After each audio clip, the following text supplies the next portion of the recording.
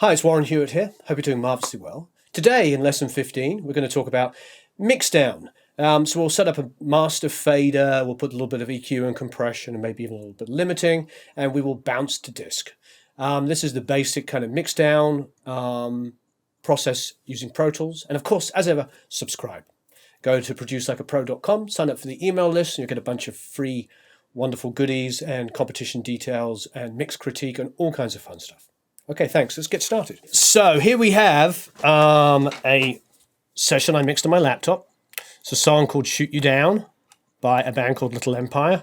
It's a song I wrote with an artist called Lily. She's the singer of Little Empire. Okay, let's put on some headphones.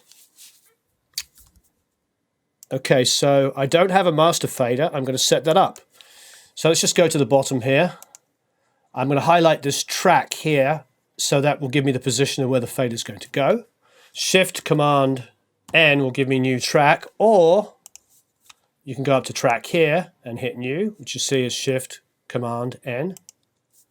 So then you can toggle through. If you hit the command and the right arrow on the right hand side of your keyboard, it will go to stereo, and then command the down button will toggle through and you'll get to master fader. You can of course just sit there and highlight it like this, go between mono and stereo, and of course, go through like this and get to the master fader. So, all right, there we go. We're on the master fader. So we're creating a master fader. It's going to default to 1 and 2, which is the track. Let's listen to the track. You've got your other one, the one that you go to when my hands are full. Cool. Now, let's try putting a little bit of compression on it. We'll go to like one of the loudest sections of the song, which of course is going to be the chorus. Okay, so let's find something soft. I'm going to go for my good old-fashioned compressor bank here. The Mac DSP one, because I like how it sounds.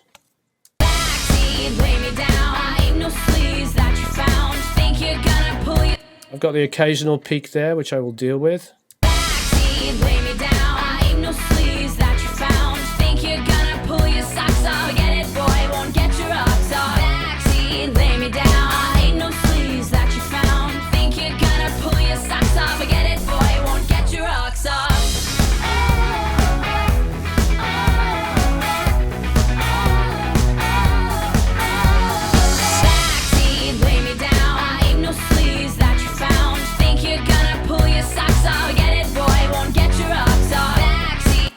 I'm getting about 3-4 dBs worth of reduction there. So what I'm going to do is I'm going to go into all. This is the loudest part of the song. There's occasional clips. I'm just going to go into all here, go to waveform, select volume, and bring the whole thing down. Another 0.5 dB, 3/4 dB. Okay, let's have a listen to that. Still might be occasional peak, but if it's a tiny transient, I'll do it. No sleeves that you found. Think you're gonna pull your socks off. Get it, boy, won't get your rocks off. Backseat, lay me down. Ain't no sleeves that you found. Think you're gonna pull your socks off. Get it, boy, won't get your rocks off. Alright, let's come down on that small. There's some DIs in the groups here, so if you see this, it's just because they're hidden. It should be enough for the occasional peak. There you go. So we're not slamming the master bus too hard. So there's an output control here.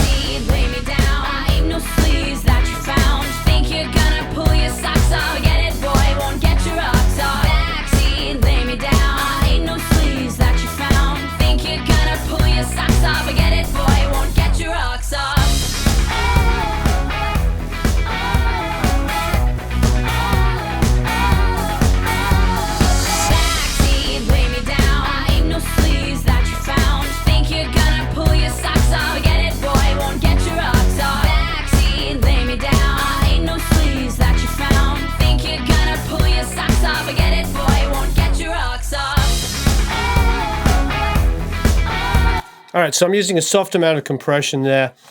I might get it a little bit more aggressive, but I'm getting like 3 dB maximum there, maybe more like 2. So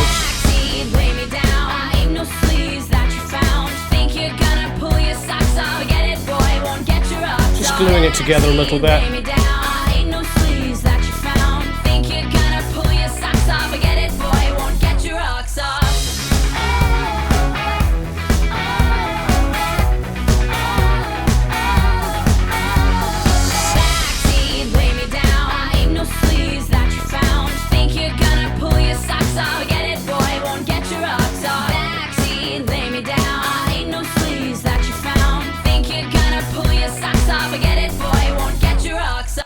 Engaging this pre-filter here and letting the low end go through a little bit is really helping that bottom end pump.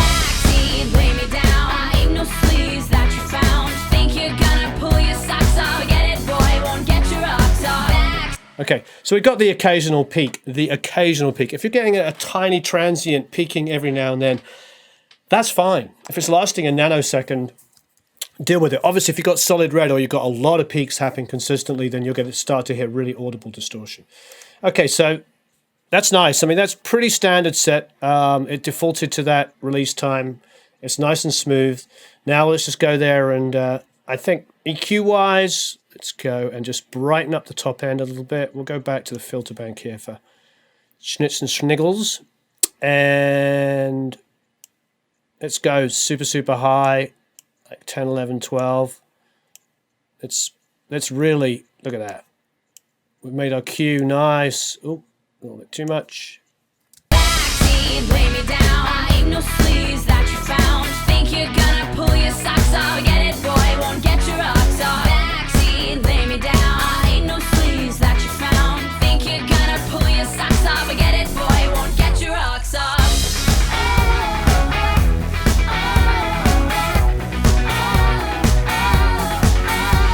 Subtle amounts. Now, you know, most mastering engineers now might sort of put something like a 60 on. So let's go down here, tighten our cue up a little bit.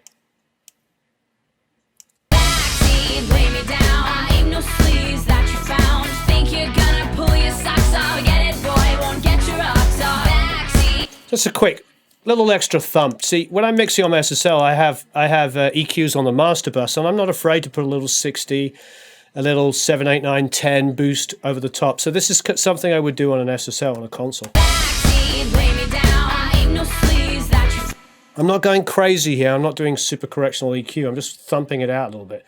Okay, now let's go to some limiting. You know, to be honest, I've always been a fan of it. Here's the L2.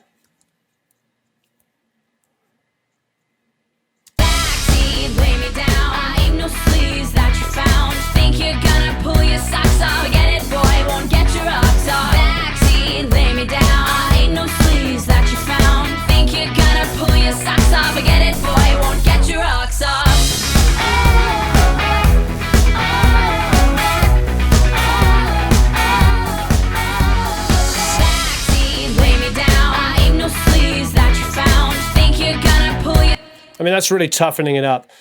So it's a great little trick. Now, I'm not square waving it. If you see, it's still breathing. Look over here.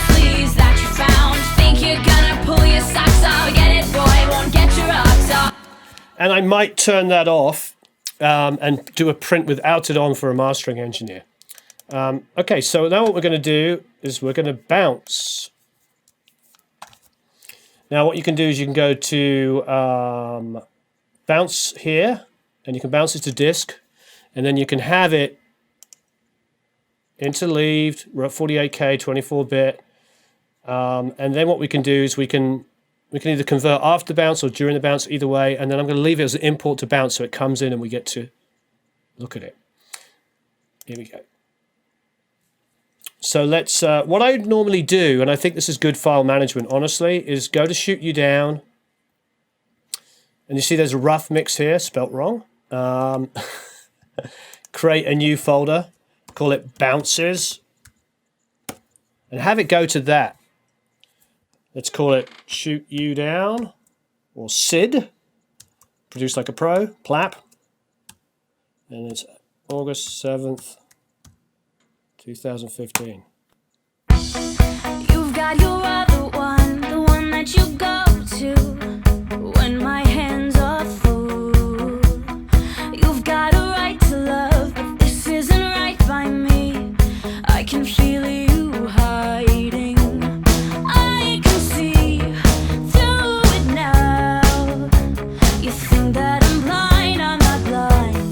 I wouldn't mind one more go. Backseat, lay me down. Ain't no sleeves that you found. Think you're gonna pull your socks off? Yeah, boy, it won't get your rocks off. Hey! Okay, converting bounced files. New track. Interesting, it doesn't come right to the right place. Let's spot it. I highlight the track. I go up to spot here.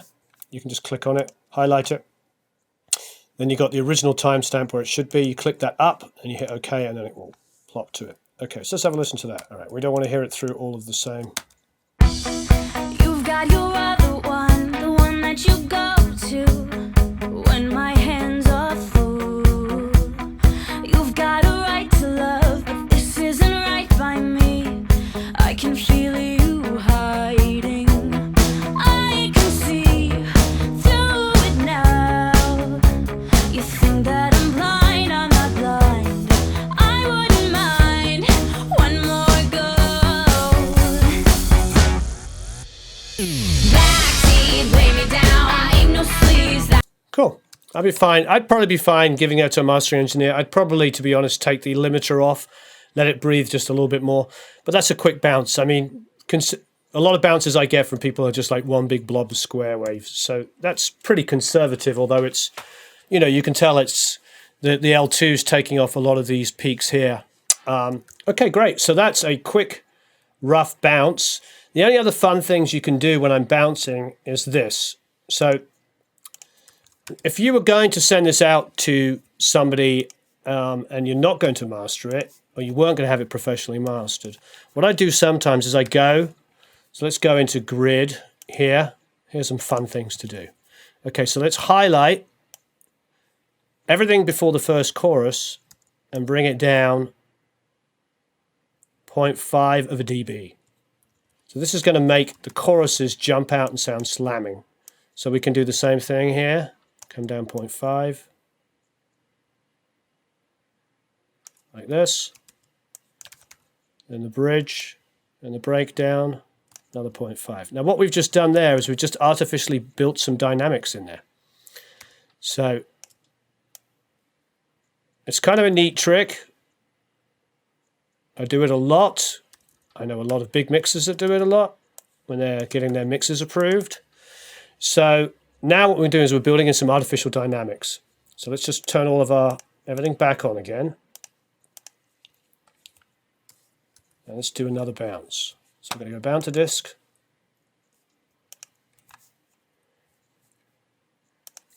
We'll call this, just clicked on that to get the name. We'll call this DYN for dynamic.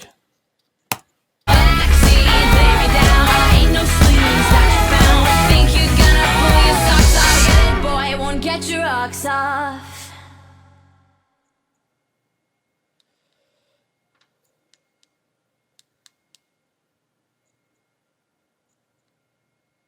All right, cool. So here's the new track.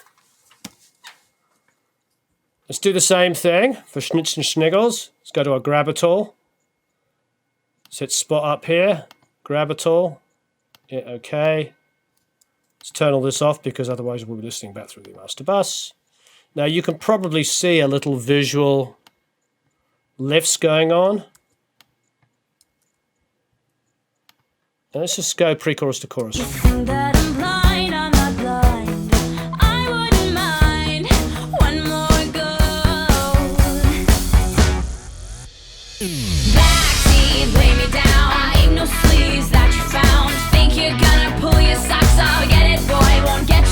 It's kind of a nice gentle lift.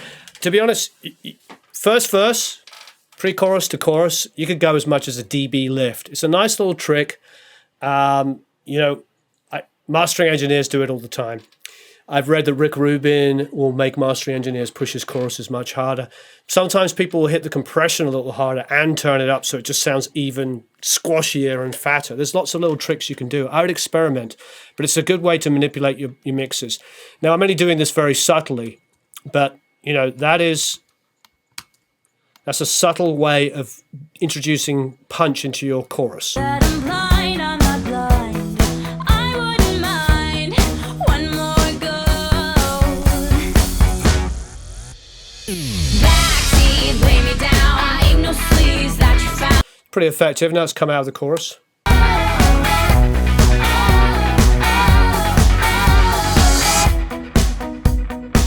Nice.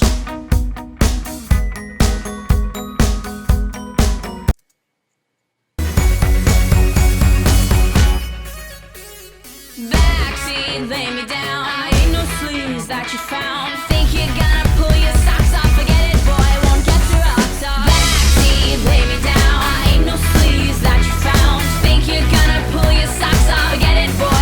Cool. So a little breakdown, outro dynamics. Great. Thanks ever so much for watching. That's the most basic kind of bounce down that you can do in Pro Tools. And you saw some of the little techniques I was doing there to manipulate the files.